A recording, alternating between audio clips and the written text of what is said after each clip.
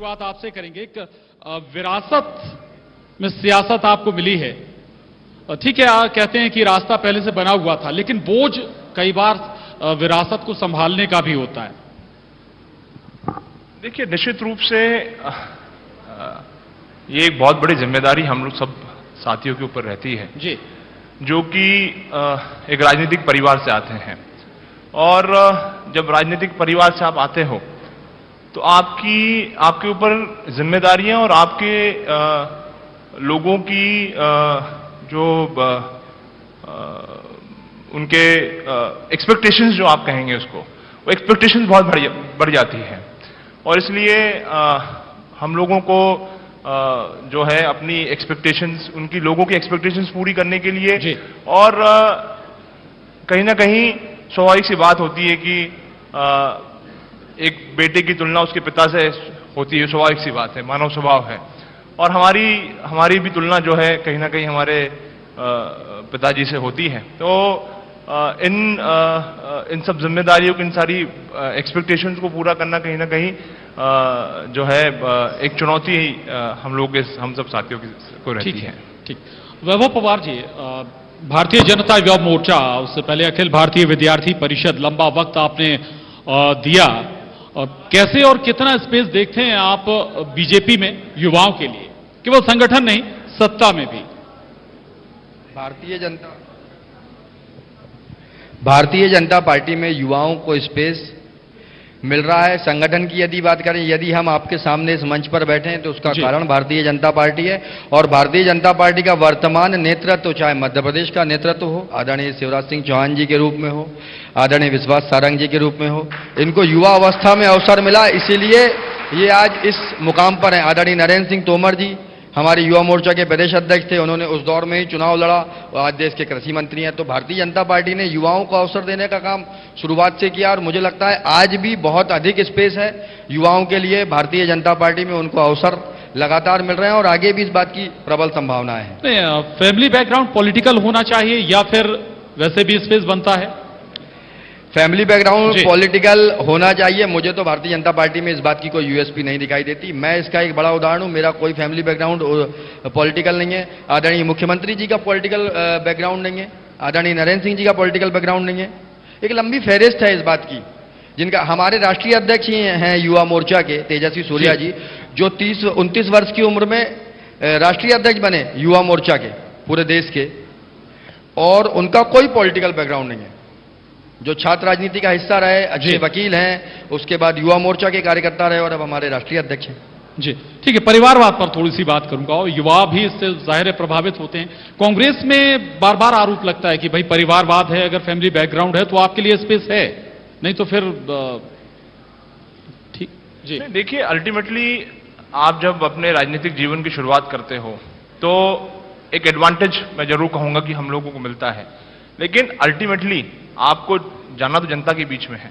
आपको अपनी काबिलियत सिद्ध करनी पड़ेगी, आपको अपनी कार्यशैली जो है सिद्ध करनी पड़ेगी, और जनता, अंतिम निर्णय जनता को लेना है और जनता ही से बीच के आपको चुन करके आना है।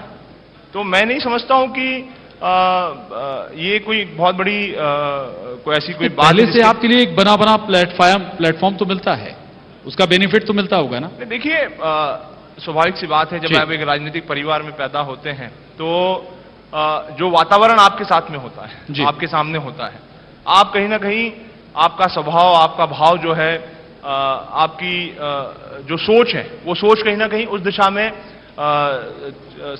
चालू हो जाती है। अब जब उदाहरण के तौर पे मैं एक राजनीतिक परिवार से आया, मेरे पिताजी मध्य प्रदेश और देश के बड़े लीडरों में शामिल रहे हैं जी। और जब हम लोग शिक्षा ग्रहण कर रहे थे, स्कूल से जब हम लोग छुट्टी में घर आते थे, तो हम लोग देखते थे किस प्रकार से सुबह पिताजी 6 बजे से उठ करके लोगों के बीच में रह करके लोगों की समस्याओं को दूर करने का काम करते थे, और निरंतर उनकी चिंता जो है गरीब किसान के प्रति उनकी रहती थी। तो ये सारी चीजें हम लोग बचपन से सारी चीजें हम लोग देखते आए हैं। तो कहीं ना कहीं एक मानस जो है हमारा जन सेवा और जन भावना के प्रति एक मानस हमारा बना, और कहीं ना कहीं मैं तो धन्यवाद देना चाहता हूं कांग्रेस पार्टी को कि कांग्रेस पार्टी ने हमको मौका दिया, अवसर दिया। और ये भी कहना चाहूंगा कि अवसर एक बार मिला, जनता से के बीच में हम चुनाव में जीत करके आया और दूसरी बार भी चुनाव जीत करके आया। तो कहीं ना कहीं जनता जो हमारी कार्यशैली, हमारी कार्यप्रणाली है, हमारी राजनीतिक जो जिस तरह की राजनीति हम लोग करते हैं, उस राजनीति से जनता खुश है, इसीलिए दोबारा चुन करके हमको जनता ने भेजा है।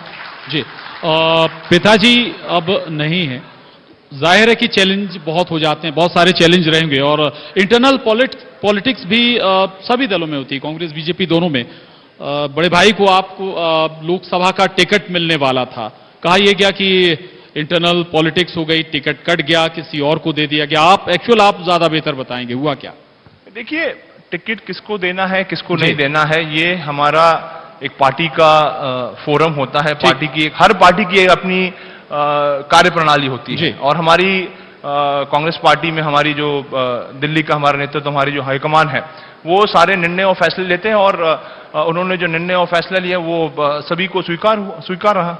ठीक है, ठीक है। वैभव जी, परिवारवाद का जिक्र आप कर रहे थे, आपने कई उदाहरण भी दिए। अभी निकाय चुनाव हुए हैं हाल ही में, पार्षद से लेकर मेयर सीट तक के लिए ऐसे चेहरों को चुना गया जो किसी ना किसी पॉलिटिकल बैकग्राउंड, पॉलिटिकल फैमिली से ताल्लुक रखते थे।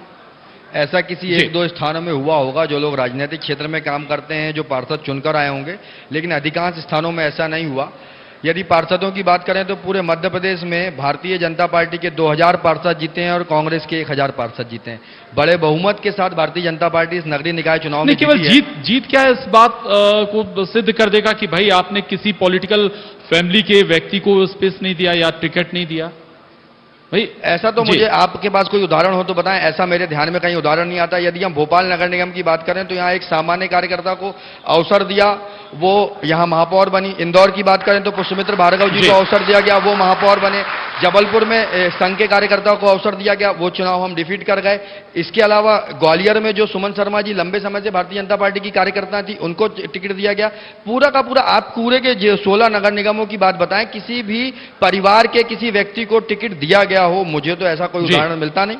ठीक है, ठीक है। चलिए, तो सवाल आखिर कितना स्पेस है युवाओं के लिए कांग्रेस में? अब देखिए, आप देखेंगे कांग्रेस पार्टी में हमेशा जो युवा चेहरे होते हैं, युवा नेतृत्व होता है, उसको हमेशा प्रोत्साहित करने का काम किया गया, उसको हमेशा आगे बढ़ाने का काम किया गया। और इसका ताजा उदाहरण अभी आप हमारी जो 2018 में हमारी जो सरकार बनी आदरणीय कमलनाथ जी के नेतृत्व में, उसकी जो कैबिनेट बनी, जो मंत्रिमंडल हमारा गठित हुआ, मैं समझता हूं कि मध्य प्रदेश के इतिहास में सबसे युवा मंत्रिमंडल अगर कहीं था तो वो हमारे मध्य प्रदेश में हमको देखने को मिला। तो ये अपने आप में दर्शाता है। हालांकि उस जिन युवा का आप जिक्र करूं, उसमें दो चेहरे ऐसे थे जो किसी पॉलिटिकल बड़े शख्स के बेटे थे। खैर, उस पर मैं नहीं जाऊंगा, चर्चा को हम यहीं खत्म करते हैं। आप दोनों से बहुत अच्छी चर्चा हुई। युवाओं के लिए भविष्य है, कांग्रेस में भी, बीजेपी में भी है। बहुत शुक्रिया, बहुत धन्यवाद आपका वैभव जी, आपका भी सचिन जी। बहुत शुक्रिया हमारे खास मेहमानों का चर्चा में हिस्सा लेने के लिए। आपसे अनुरोध है, कृपया मंच पर बने रहिए। सचिन यादव जी, वैभव पवार जी, सचिन यादव जी, वैभव पवार जी, आप दोनों से निवेदन है, कृपया मंच पर बने रहिए, क्योंकि न्यूज 18 आपको सम्मानित करना चाहता है। और इसके लिए हम मंच पर बुलाना चाहेंगे Aditya Tandon, vice president marketing and product TV 18। कृपया मंच पर आएं और हमारे खास मेहमानों को सम्मानित करें।